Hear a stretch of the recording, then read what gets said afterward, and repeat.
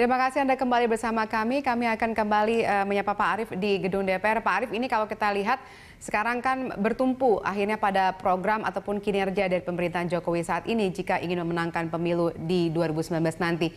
Nah, menurut Anda dari apa yang sudah dilaksanakan saat ini dan kemudian ada beberapa kritisi tadi disampaikan juga oleh Anda sendiri, apa gebrakan lain yang perlu dilakukan oleh seorang Jokowi jika ingin tetap memenangkan pemilu 2019 nanti?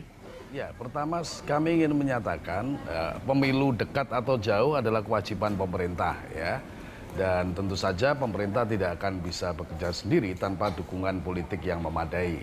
Ini saya kira perlu dipahami sebagai satu prasyarat yang dibutuhkan agar pemerintahan mampu bekerja efektif, ya.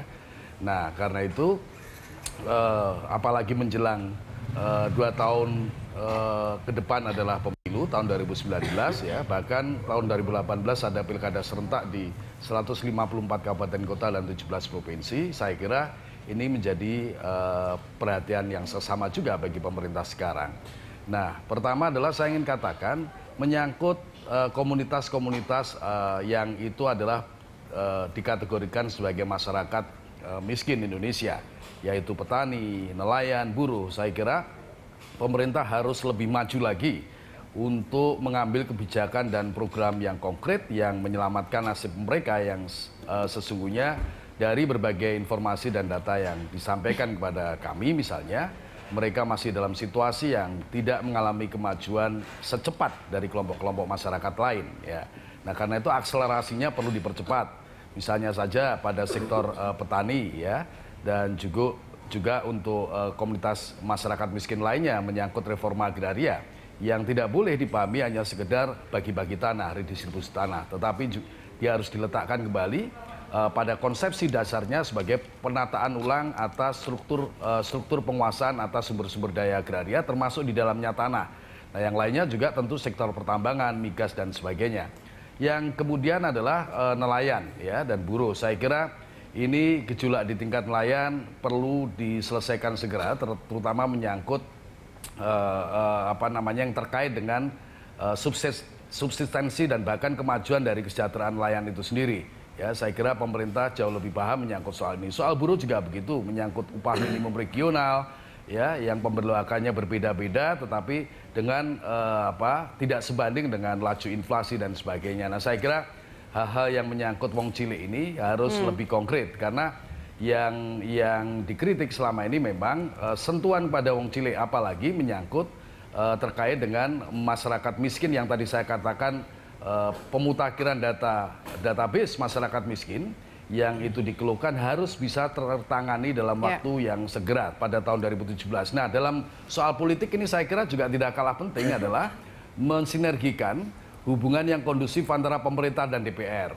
Nah, saya kira ini menyangkut beberapa undang-undang yang membutuhkan ketegasan sikap pemerintah dan pandangan pemerintah karena sangat terkait dengan tujuan pokok bernegara kita. Baik, tahan dulu Pak. Ini kalau kita bicara tadi Anda mengatakan ini sekarang fokusnya di wong cilik. Nah, tadi juga di segmen sebelumnya Anda mengatakan ada dalam hal ini adalah negara harus hadir. Nah, ini berkaitan dengan adanya hal-hal yang membuat elektabilitas ini turun adalah di bidang keamanan. Karena dikatakan di situ bahwa pemerintahan Jokowi dikatakan kurang tegas, terutama dalam memberikan rasa aman dan nyaman kepada wong cilik. Komentar Anda? Ya, saya kira saya setuju. Itu yang perlu ditingkatkan. Maka sejak awal tadi saya menyampaikan meskipun relatif tergolong baik, tetapi memang harus dikuatkan. Itulah sebabnya maka berbasis kepada prinsip-prinsip dasar berbangsa dan negara itu wujudnya harus semakin konkret, ya. Saya ingin katakan misalnya soal Pancasila, soal konstitusi, soal NKRI dan keberagaman. Nah, di dalamnya adalah menyangkut rasa aman yang diterima oleh masyarakat, terutama di kota-kota besar, ya.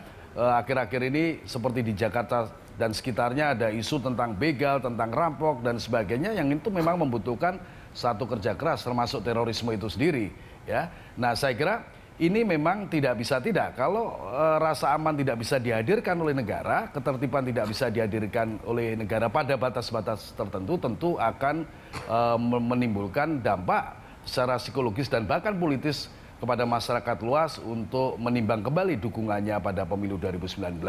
Baik. Nah, saya kira memang kompleks masalahnya, tapi semuanya penting untuk dimajukan dan harus lebih nyata dari waktu ke waktu. Oke, tahan dulu Pak Arief, saya ke Pak Indri. Pak Indri, kalau menurut Anda dari segi, mungkin bisakah disebutkan mana sebenarnya keunggulan satu bidang dari seorang Jokowi dan kemudian mungkin kelemahan yang perlu diperbaiki saat ini? Ya, ada beberapa catatan ya yang harus dijadikan pertimbangan untuk menilai kinerja itu. Yang pertama ini berkaitan dengan soal kepemimpinan Presiden Jokowi itu sendiri. Bahwa sekali lagi ini menunjukkan sebuah model kepemimpinan yang out of the box. Beda dengan sebelum-sebelumnya. Gitu.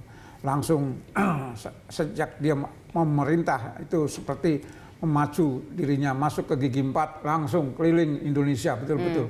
Presiden sebelumnya nggak ada yang seperti itu. Ini salah satu keunggulannya. Keunggulan. Dari Tapi yang kedua ini dikaitkan dengan soal kemajemukan Indonesia itu dan upaya-upaya untuk meningkatkan atau merevitalisasi pemerintah daerah. Karena agak mustahil juga kalau itu semuanya diserahkan kepada Presiden Jokowi. Seorang diri. Seorang diri. Pertama, karena tidak ada institusionalisasi di situ. Ya, jadi apa ide yang muncul itu seolah-olah tergantung Presiden Jokowi. Nah, berapa tahan dia? Apalagi kalau kita melihat akan ada pergantian pemerintahan. Kalau Presiden Jokowi masih terus, dia bisa mempertahankan 5 tahun berikutnya. Tapi kalau enggak, apakah pengganti berikutnya akan meneruskan dia? Ini mustahil. Ya, yang ketiga, ini dilema dari sistem kepartean kita ini. Karena banyak terjadi, apalagi Presiden Jokowi bukan orang partai. Bawahannya ini orang-orang partai. Gubernur, bupati yang beda-beda itu. Juga kompetensi serta kapasitas dari masing-masing pemerintahan daerah akan lebih tune in kalau seandainya mereka punya visi persepsi yang sama di dalam memajukan Indonesia ini. Jadi ada atau tidak ada nawacita, memang Indonesia itu sangat luas, sangat majemuk dan membangun pada masyarakat yang marginal itu. Ini merupakan harapan yang sudah lama dipikirkan. Jadi sebenarnya kalau sosok pribadinya seorang Jokowi, Anda mengatakan ini pasti bisa dikatakan banyak keunggulan, tapi justru dari mesin kerjanya yang Anda rasakan belum bersatu. Nah, bagaimana kalau kita lihat dari sisi kabinet kerja? Nah, kalau kita lihat kan ini memang beberapa kali bongkar pasang ya istilahnya ya. Nah, ini kalau kita lihat, ini apakah memang akan terus seperti ini ke depannya? Apakah malah justru sekarang dengan adanya elektabilitas ini, survei ini membantu untuk merapatkan dukungan terhadap Jokowi? Saya kira survei ini secara institusional bisa digunakan sebagai input, kontrol. Walaupun kita harus menilai atau menerima, mengakui bahwa survei itu terbuka untuk direvisi secara metodologis dan ada pemihakan nilai juga wajar saja. Tapi itu sebagai masukan. Jadi boleh jadi survei yang lain akan punya angka yang berbeda. Yang kedua, survei itu sifatnya periodik, jadi tidak permanen. Jadi apa yang dilakukan sekarang 5-6 bulan yang akan datang pasti akan berubah. Tapi sekali lagi itu harus dianggap sebagai masukan. Nah, persoalannya adalah tadi bahwa kalau itu diserahkan kepada pribadi Presiden Jokowi, kemudian anggota kabinet yang lain tidak menunjukkan empati yang sama terhadap persoalan pembangunan Indonesia, maka ya akan terjadi seperti yang sering juga diingatkan oleh Presiden Jokowi, kerja kalau ada pembantu saya enggak nanti kasarnya itu digeser. Dan itulah yang menyebabkan sudah terjadi beberapa kali reshuffle anggota kabinet itu karena memang kayaknya kurang ada chemistry antara Presiden Jokowi dengan sejumlah pembantu-pembantunya. Jadi jangan dilupakan itu faktor yang sekali lagi membutuhkan komitmen, chemistry antar Presiden Jokowi dengan para pembantunya, wakil presiden kala juga. Baik, saya tanya ke Pak Arief ini. Pak Arief, kalau menurut Anda chemistry yang dipunyai oleh kabinet saat ini dalam mendukung program ataupun kinerja dari Presiden Jokowi cukup solid? Ya kalau solid sekali saya kira juga harus dikatakan tidak ya. Tetapi bahwa ini sangat bergantung kepada kepemimpinan Presiden ya. Dan karena itu soal kabinet adalah prerogatif Presiden ya. Mau diganti, mau tidak itu urusan Presiden. Nah karena itu yang paling penting adalah dalam kepemimpinan Presiden saat ini memastikan bahwa kabinetnya itu memang bekerja atas dasar visi dan misi yang sama. Itu yang penting. Dan sebenarnya koridornya sudah jelas.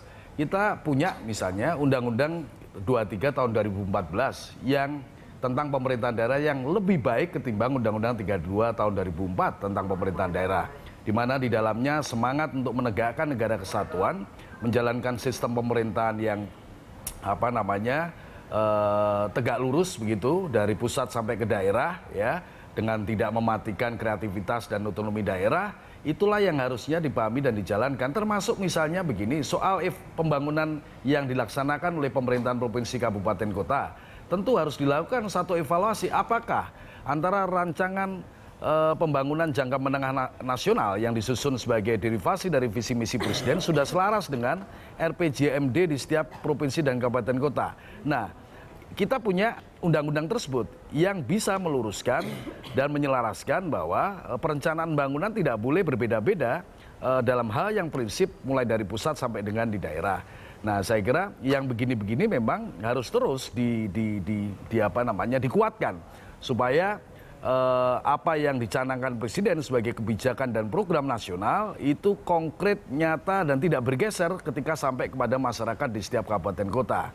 Nah, dengan demikian kontrol pemerintah terhadap bangunan ini berjalan dengan sebaik-baiknya tanpa menunjuk bahwa kita akan kembali ke otoritarianisme. Tidak begitu, tetapi memang negara kesatuan bentuk dan pola kerjanya seperti itu. Nah, yang kedua adalah tentang kabinet kerja. Namanya juga kabinet kerja karena itu memang fokus dan orientasinya pada kerja, ya, bukan pada lomba pidato. Nah, saya kira kalau sudah urusannya kerja ini, maka bisa ditanyakan kepada rakyat apakah kebijakan di setiap kementerian termasuk yang sampai ke tingkat kabupaten kota menyangkut tugas bantuan dan sebagainya betul-betul konkret dan dirasakan oleh jadi masyarakat, memang harus ada menyangkut 3 komunitas yang saya kira harus mendapatkan prioritas yang penting, komunitas tani, buruh, dan nelayan tersebut. Baik, kita tahan dulu, sudah ada di sambungan telepon yaitu Supratman Adi Atas, politisi Gerindra. Selamat malam Pak Supratman. Selamat malam Pak Arif, Mas Arif. Iya, ini kalau kita bicara mengenai elektabilitas untuk dalam rangka menghadapi pemilu presiden 2019 ini, kalau dari hasil survei yang dilaksanakan oleh salah satu media, ini yang muncul namanya Jokowi dan juga Prabowo Subianto lagi. Nah, dari Anda bagaimana ini kemungkinan untuk keterpilihannya seorang Prabowo Subianto? Kami optimis ya bahwa tugas seluruh kader-kader Partai Gerindra masih tetap berharap bahwa Pak Prabowo nanti insya Allah akan maju sebagai calon presiden. Dan kami punya harapan besar di mana kalau lihat hasil survei terakhir bahwa yang bisa mengimbangi Pak Jokowi dalam hal keterpilihan itu sampai saat ini ya tidak ada nama lain selain nama Pak Prabowo. Dan yang kedua menurut kami bahwa ada pekerjaan besar yang sekarang yang seharusnya bisa menjadi perhatian bagi Pak Jokowi dalam sisa masa pemerintahannya dan ini menjadi sebuah permasalahan besar bagi bangsa kita loh Mbak. Yang pertama adalah bagaimana kemudian mensinergikan seluruh kekuatan-kekuatan bangsa ini yang terkoyak-koyak dan itu yang sampai saat ini kelihatan pemerintahan Presiden Jokowi tidak mampu mengatasi hal tersebut. Nah, oleh karena itu kita seharusnya yang bisa dilakukan itu adalah bagaimana kemudian bisa melibatkan semua potensi bangsa dan tidak memperlihatkan keberpihakan secara pragmatis dalam rangka pembangunan republik ini. Nah, oleh karena itu kami yakin betul bahwa dengan hasil-hasil survei terakhir yang menggambarkan keterpilihan Pak Prabowo, kami optimis lah. Insya Allah nanti ke depan Partai Gerindra bersama dengan Pak Prabowo semakin yakin untuk mencalonkan beliau menjadi calon presiden ke depan. Oke, bagaimana strategi Anda kemudian untuk mendorong keterpilihan Prabowo Subianto? Karena kita tahu dari pemilu yang lalu sudah kalah terhadap Jokowi. Kalau kita lihat hasil survei ya, di mana malah yang terakhir kalau nggak salah hasil Litbang Kompas itu memperlihatkan bahwa keterpilihan hasil survei dan tingkat kepuasan publik terhadap pemerintahan Presiden Jokowi itu mengalami penurunan yang cukup signifikan. Nah tentu sebenarnya kalau berkaca dengan hasil pemilu yang lalu, pemilihan presiden yang lalu, suara yang ke Pak Prabowo kan tidak jauh berbeda dengan suara Pak Prabowo. Nah, oleh karena itu dengan 3 tahun pemerintahan ini kelihatan bahwa sebahagian besar masyarakat tidak menunjukkan kepuasan terhadap hasil kinerja pemerintahan sekarang. Terbukti lemahnya koordinasi di antara seluruh kementerian-kementerian. Dan yang kedua adalah kelihatannya kementerian-kementerian yang berhadapan dipegang oleh partai-partai politik itu kelihatan saling semua jalan atas kepentingan masing-masing, dan inilah pentingnya sebenarnya di mana sebuah kepemimpinan nasional itu bisa menyatukan perbedaan-perbedaan itu. Yang kedua, kami berharap sebenarnya hal-hal yang berkaitan dengan jalannya roda pemerintahan itu sebaiknya tidak terekspos keluar, terutama pergesekan-pergesekan di antara anggota kabinet.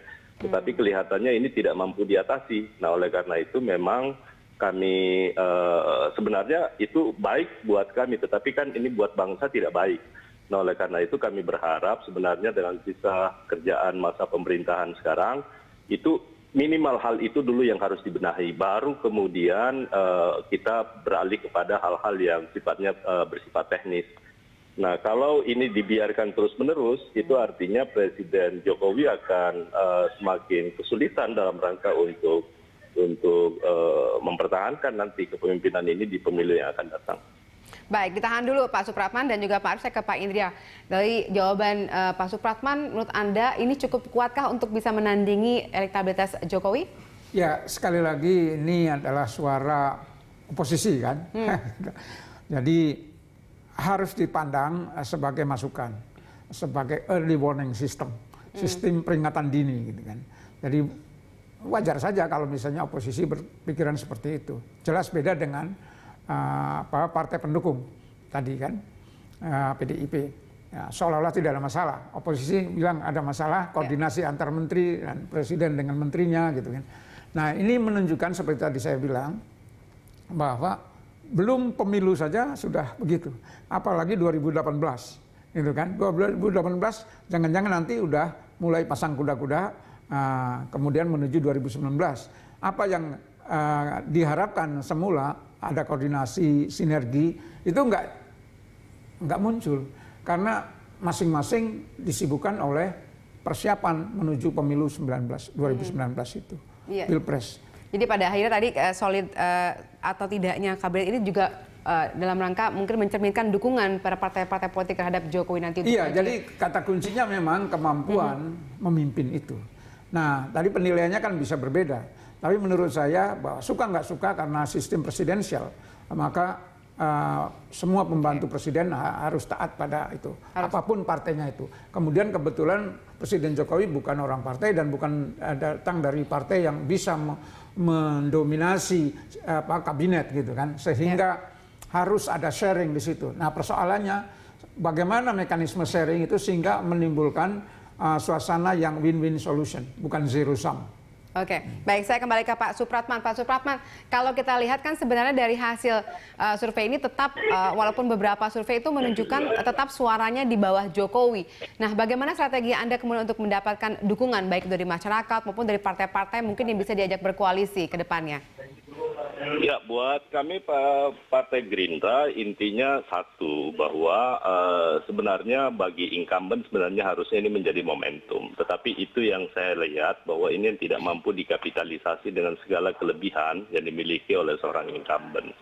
Dan kalau ini berlanjut terus-menerus, terutama menyangkut koordinasi di antara seluruh partai-partai pemerintah, masalahnya satu, tidak ada satu penyelesaian holistik yang bisa diambil oleh pemerintahan sekarang untuk menyelesaikan satu masalah. Semua penyelesaiannya adalah parsial.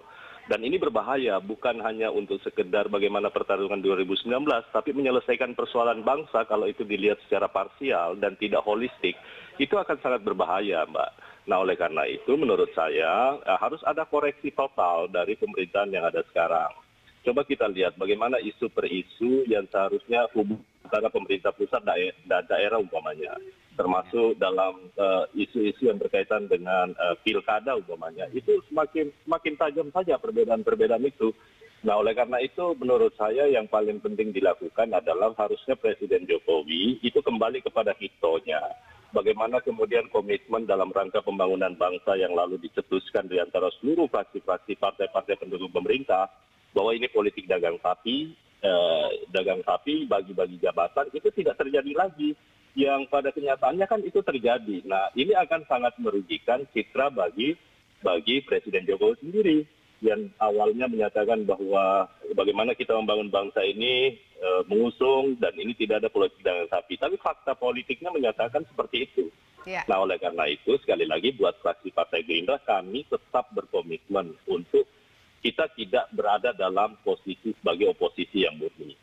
Seluruh kebijakan pemerintah yang berkepentingan untuk kepada publik, kami tentu akan tetap mendukung. Tetapi kayak seperti kemarin, kebijakan yang diambil untuk menghapus subsidi di listrik, BBM, dan lain-lain sebagainya, itu dalam kondisi ekonomi yang terpuruk dan itu harus diambil, menurut saya ini suatu hal yang sangat merugikan bagi masyarakat kita, terutama golongan ekonomi yang sangat kecil ya, yang Wong sangat cilik lemah. tadi istilahnya dari PDIP Gitu. ya. Baik, terima kasih Pak Supratman sudah bergabung sama kami hari ini. Selamat malam. Terima kasih. Malam.